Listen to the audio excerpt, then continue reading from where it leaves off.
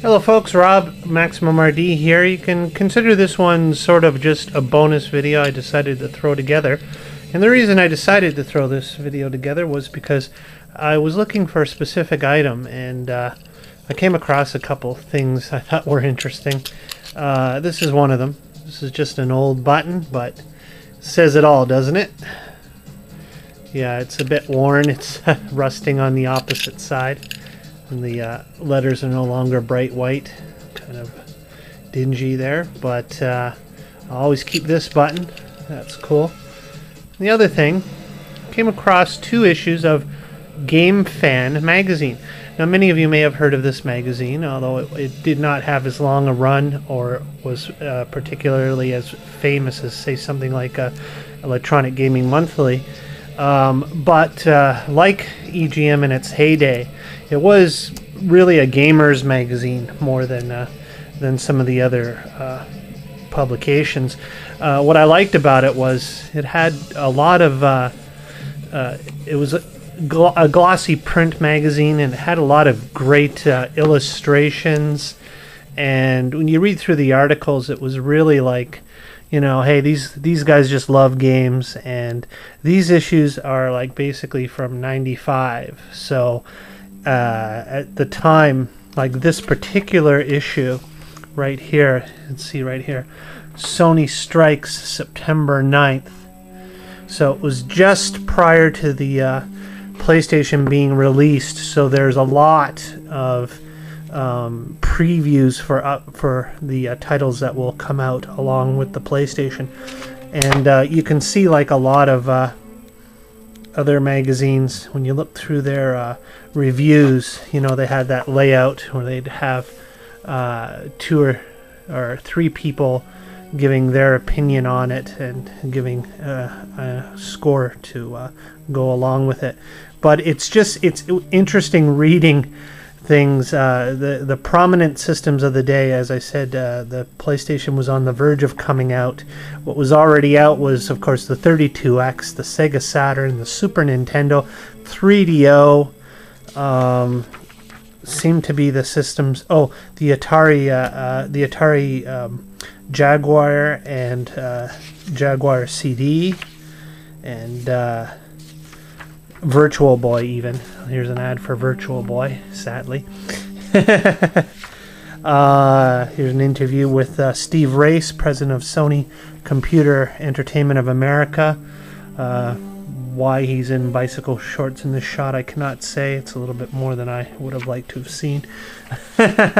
Here's a preview for Loaded, which was a really cool shooter game on the PlayStation. So, you know, they were going on about the colors and all the textures and everything like that being so magnificent, and just basically a lot of hype and praise for the up-and-coming PlayStation that would be coming out.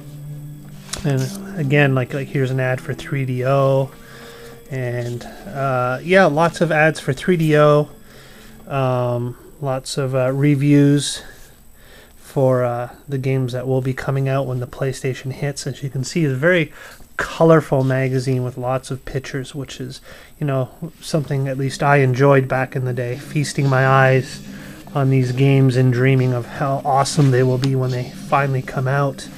So it's interesting, you know, looking back on some of these games now, like Battle Arena to Shinden, we laugh at how blocky the polygons were, etc. But you know, at the time, they were just like state of the art. Here's a review for Shinobi Legions on the Sega Saturn. But anyways, I have more of a point and something that may be interesting to you if you've never heard. Throughout the history of this publication, it suffered several setbacks. There was a lot of problems, apparently. I heard, you know, they were in and out of court, and they just had a lot of trouble keeping this magazine afloat. And what didn't help, or what hurt it significantly, most likely, was if you go to page 115. Now here we see a Gamefan sports review. Now it's supposed to be for Sega Genesis, EA Sports. for College Football USA 96. But as you go reading through it, you think, oh, this is for the wrong game, because and I remember thinking that back in the day when I was reading it. It's like, this is the almighty Ace Combat. It will likely take the dubious honor, and I'm wait a minute, it's not Ace Combat. And then I kept reading, and it's like, take the dubious honor of most kick-assest game that ever was for a sim. And it goes on, and I'm like, okay, this is not the right game. I read a couple things that I thought, well, it's kind of odd to print in a magazine, like the use of the word, use of the word bitch and things like that. But what was really bad, there's also a lot of bad grammar and pronunciation and grammatical errors in the article. And then at this point here, the article pretty much just starts to loop over again. But what really got them in trouble, there's reference to the Japanese, but they don't use the term very nicely. They go on to basically say, I know those little Jap bastards love to freak on military sims, and that expression term is used a couple times in this. So I thought, man, that's not very nice to be printing in a publication like this, especially, kids are picking it up and reading it. Why would you print something like that? And sure enough, when I picked up the very next issue and went to the editorial comment, right away it's as you may or may not be aware, tragedy struck the September issue of Gamefan in the shape of a sports article. The seemingly unsuspecting review was invaded with some of the ugliest text I've ever read. Basically, it just goes on to apologize, say that this is not the opinion, or does it reflect the opinion of the Gamefan staff. And their claim is that on the way to press, that this harmful text was inserted into the article as a form of sabotage to actually hurt the magazine and cause problems. And supposedly you found out later that this person was fired, etc., etc. So it was an interesting thing to happen. Of course, there are those that argued and said, well, how did that make it past the final editing or the final proofreading, which should have been done, which should have spotted such an obvious, slander. But, they just said things like, you're rushed at the last minutes to press, and sometimes things don't get caught like that, etc., etc.